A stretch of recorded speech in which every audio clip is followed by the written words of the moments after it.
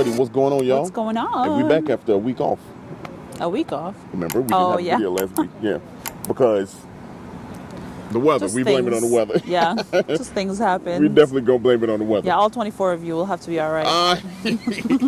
No, but we are back with some more dope information. Yeah, I'm really excited about this one. Yeah, this is cool. It's a little bit of a difference from normal. Yeah. Right now we are in Washington Square Park here in near North Side. Yep. Absolutely beautiful park. Gorgeous. Gorgeous.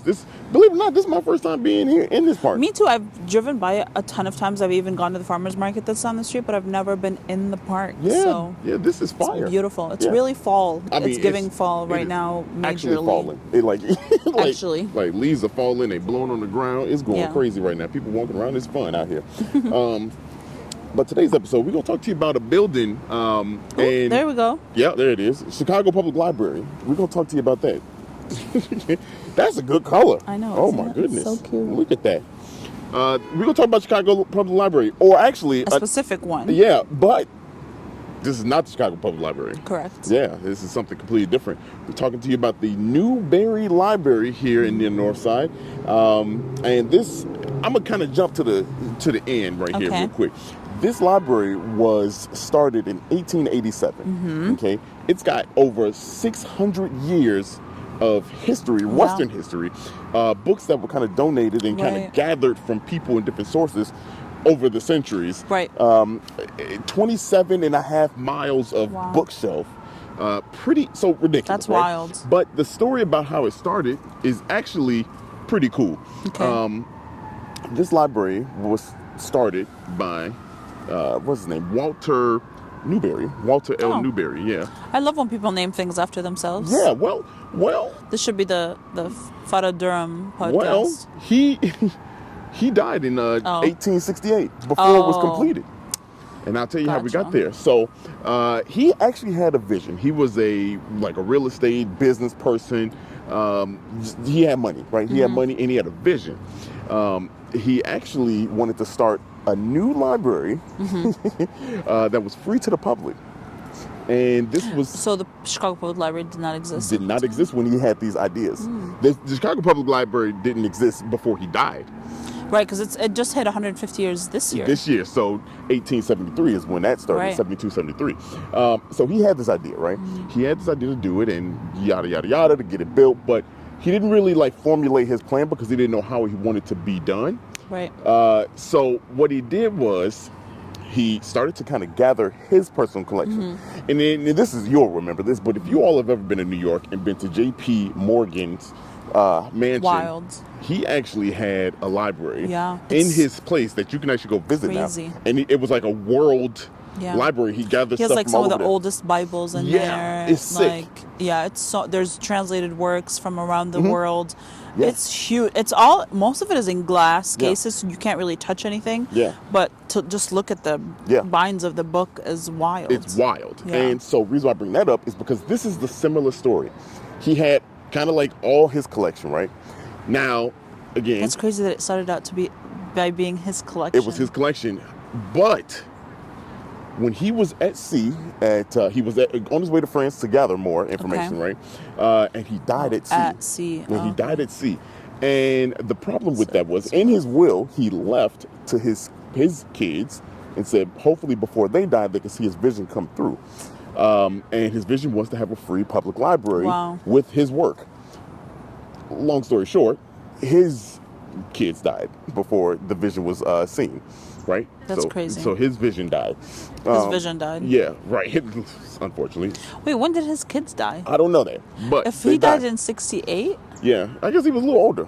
He was older, so his kids passed away before. It must have been, Yeah. So his kids passed away. He died in 68. All his works, were still left, but there was no vision. Right. People didn't know what he wanted. What to do with it. Yeah. And 1871, you know what happened? Fire. Chicago fire. Burned down his whole collection. You're lying. So they had no books. You're lying. Had no books. They had no books, even from his collection. They had no books. Not only that, but they had no vision. Oh, my God. So it was crazy to see that this was almost never going to happen. But it did. And I'll tell you how it happened. Let's go inside. Let's take a look. Okay, let's.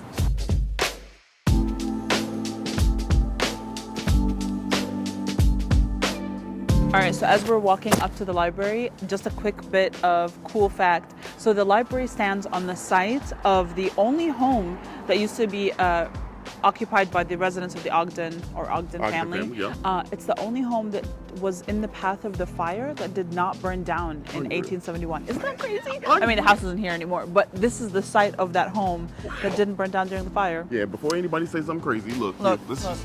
Yeah, you can just take your hands and read this. I'm going to let it sit right there. So y'all can go ahead. There it is. You can freeze frame the screen if you want to. Go ahead. But yeah. Hope that. Look at it. Ain't Look that at fire? it. We're about to go inside. We got Literally. more information about how this building came to be what it was. Let's go.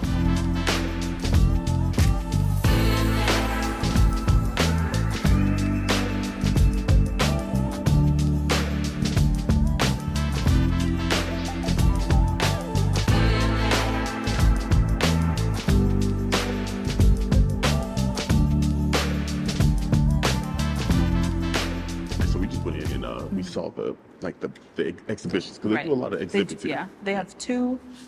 Usually per going on at one time. Yeah. This time they only have one going on. Right. There will be one, if you're watching this in October, there will be a second one in November. Yeah. So very dope stuff there. Old books and Bibles and maps and things like cool. that. But to continue the story. Yes. So, like I said, everybody died, including his wife. You know, his wife died, and nobody knew the plan. So what happened was how this building came about. His estate said, "Hey, we'll just kind of go along with the plans and make something how we thought it could be." Okay, so they did do that, and they hired the first librarian for this place, William Poole. William Poole. He was the first librarian for this place. Wow. And so what he did, he kind of came up with the plans for the building that we're in now. Because this building from 1887 to about 1931, you know what I mean? It had multiple locations in this area. Right. So it it was a smaller, multiple different locations. Yes. But in 1893, when this became the official home, Henry Cobb was the architect, and guess who was the designer for this? The first librarian, William Poole. Oh, wow. Yeah, pretty dope. That is pretty dope. So that's how this building came to be Yeah. what it is to this day, and it's still free to the public. Right. People can go in. Pretty dope. Right now we're kind of in the lobby. We walked around. Yeah. But that's kind of the brief history. You can there's so much more to this we want to see. So we're gonna go in. Let's get it. And we're gonna really go through all 4 floors. So Yep. let's go.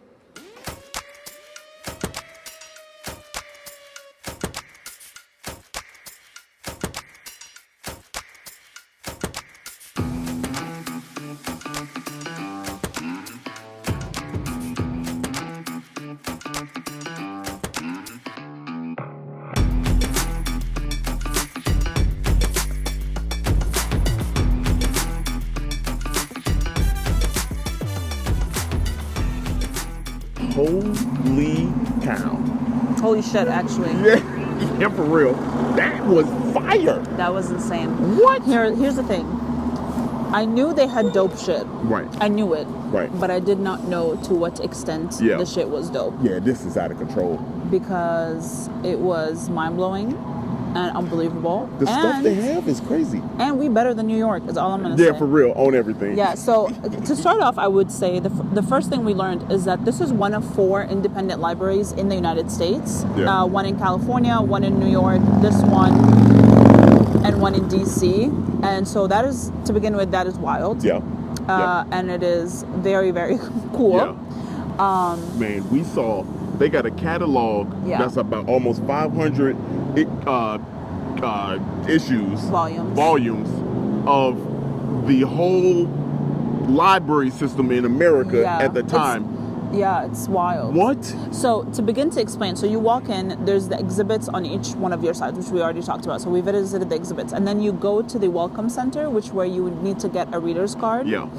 So we did that. We got a reader's card. You have to like sit at the desk and type up and get the card, and then that allows you into the floors of the library. And we actually hung out with one of the people that works there. He took us around. He's been there for 9 years. He's been there for 9 years. So the first thing we said, we were like, where's the Chicago section? So we went up to the second floor. It is open browsing. It's open, like browsing shelves. And so we looked at some of the coolest Chicago stuff. There's a map from 1833. An actual map, like the original. The OG map. Yeah, up there from 1833. There's some other maps that are sitting around. I think he said they have like 1883, I think. 1833. Oh, okay. Yeah, I think maybe 1883. I think it's 1883 because that was pretty big. You're right, that was right. pretty big. They also have, I think he said like 600,000 maps in total. 600,000 maps, including the OG Rand McNally maps. Y'all, what is going on here? Mind-blowing. And then, so that was the second floor. The second floor is open browsing. There's some reading rooms. You can actually go into reading rooms, and then if you have your reader card, you can go in and see what they have, and they can pull stuff for you. And you can do this online too. You can and do they it prefer online. that you do it online because you be there all day trying to do this. So yeah, so they prefer that you pull this stuff ahead of time, and then you go in. And every bus in the city wanted to show up on the block right now. They said all of them running. Right, everybody pulling up. The 70 ain't never been this punctual. You know I promise you that much. There's two of them right now. But But yeah, so and then we went up to the third floor and the fourth floor, and man, look, just get your Newberry Library card. it is so cool. If you trying to do history, yeah, they have artifacts. They have the first Golden Globe first Oscar for what is it? An original movie, some shit. But they got it. Like they got it there, y'all. They have some original Shakespeare stuff. Oh my y'all God. just need to come here, man. I'm not even doing it justice. Like, yeah, right. I mean, you can't do it. You had to be there for a long time. Yeah. So we've been here for hours. Yeah. We were gonna be here for 20 minutes. We've been here for hours. Yeah, I'm tired and hungry. Yeah. That's a good segue.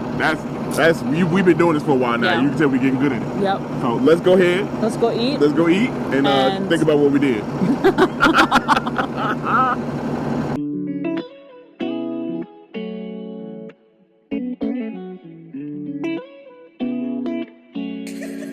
All right, so we are here at Sandwichera, La Sandwichera, which means the sandwicher. The sandwichizer. The sandwichizer. Lord. Depending on if it's German, but it's not, it's Puerto Rican. So we are here it's actually funny because Humboldt Park is a German guy. Humboldt is German, isn't That's it? right. I believe he is. So that's what I was referencing right there. It was ridiculous. Like a little top back.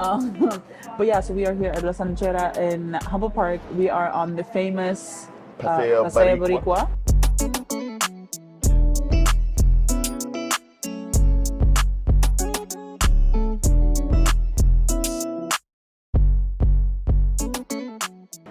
And we stopped in for some sandwiches because they are very well loved by this community. Yeah. So we thought, let's try them out. They have some really good paninis or hot press sandwiches. And I ordered the pastrami because I could smell it as soon as I walked in. Yep. I was like, that's what we're getting. Yes. And then you got the chicken. Yep, I got the chicken, but I modified mine. Let's talk about yours. Let's talk about my pastrami. So I got it with mayo, tomato, lettuce, and cheese. Just like with basically that's everything that comes on it. And then I added hot giardiniera to it, and I packed it with chips. Oh yeah. Because if you're not packing your sandwich with chips, I don't know what you're doing. You gotta get that little extra. That little crunch. That little crunch. That little salty crunch. That childish ass crunch. Yeah. It's so good, and it was incredible. So it's like a full. Is it like a slice? Yeah, super thinly sliced pastrami, and super flavorful. Yes. Like you don't have to like tug on it or anything like that. It's just like been cooked forever. And here's what's crazy. They made it in we ordered it. No time. And 3 minutes later we was eating. Yeah. It was I amazing. I literally went the car and came back in. And I was gonna say if I can see their pricing from here, but it's all like $6, $7. $7 for all the sandwiches. They have like a really big sandwich that is roast beef and pastrami, and others like avocado and like stuff like that. That one is $10 with chips. So that's still not bad. That's still not bad. But we were very, very full. Now my sandwich, I got the chicken. You got the chicken, and it's thinly sliced pieces of chicken breast. They're not super thin. Super thin. They're not super thin. They I don't. It looks like you roasted a chicken breast and then you cut it with a knife. Yeah, you sliced it. I mean, and here, let me tell you, I modified mine, y'all. So I got crispy bacon on mine. Yeah. Then I got the giardiniera. The bacon is $2.50 $202.50. Yeah, for bacon. yeah. $2.50 as an add-on. Yeah. But you get plenty of bacon. A ton of bacon. Yeah, and then Jardiniere I think is under $1. It's 75 cents. Yeah, so I got the little Jardiniere, and their Jardiniere is hot as hell. Hot as hell. It is so good. Man, look, those two on the chicken, and kind of like Sarah, came with the tomato, the lettuce, the mayo, and chicken. And the cheese. Ooh, right? and cheese, yeah. Man, when I tell you good. that thing smacked y'all, Yeah. like it was and literally it's like the perfect like quick meal, you know, and you get full. It's really delicious. Everyone here is so nice, by the way. Like they didn't even know what we were doing. Like we never tell people that we're here recording. Yeah. We just walk in and we eat, and everyone is so nice. Yeah. After they found out we are recording, they did give us a dessert. Yes. And we're always really grateful for when Yes. people do that. And that dessert, what was it? It was like a custard. It's called quesito, I think. It's not on this menu, but it's basically like a kind of looks like a cannoli with cheese in it. It did look like a cannoli. But I don't want to offend anyone by saying that. Man. But it kind of looks like that. It looked like that. But it's the delicious. taste was whoo. It does not taste like a cannoli. No. It tastes. All right. Hey, for real though. It's good. It's amazing. Not that cannolis taste bad, Right, but like right. it's different. It was so good. Pastry was good. Mm-hmm. The sugar that they had on there was the little was like cream, sugar on top, the Man. cream cheese in the middle. This thing, honestly, Very good. if you down here, you know, just want something that quick little bite. Because I noticed people have been coming in here like quick, in and out, pop. And some people have taken it to go. So like if it's, I know the weather is like, if you're watching this at the time that it comes out, it's probably a little chilly out. But like if you're, you know, if you are watching this and it's spring, Man, look. you can come get your little food, go to the park, have a little picnic. Yeah, because we literally like walking distance from the park. And they have a gorgeous like patio outdoor seating. Right. So like Really this might not be the season for it, but like in the summer, I bet you this shit is popping. It's popping. Yeah. I mean, you probably could. Well, we know it's popping because you can't park down here. Right. There ain't no parking very down true. here on That's Division, very but come check it out. This is dope. Yeah, it's a family-owned restaurant. Yeah, man, look. The aunts work here, and the nephew owns it. Like, it's just a super chill She vibe. called them up and was like, "Yo, guess who we got in the building?"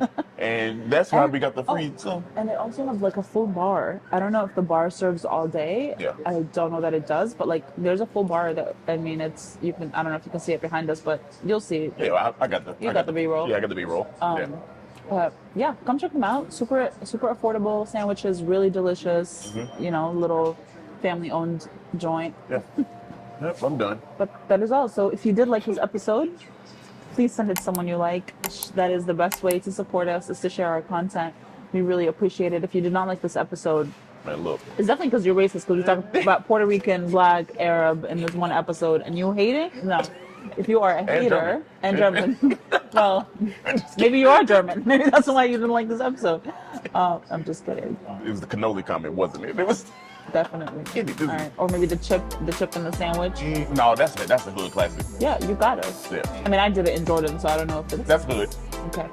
So Jordan, that's what... Got it. Got it.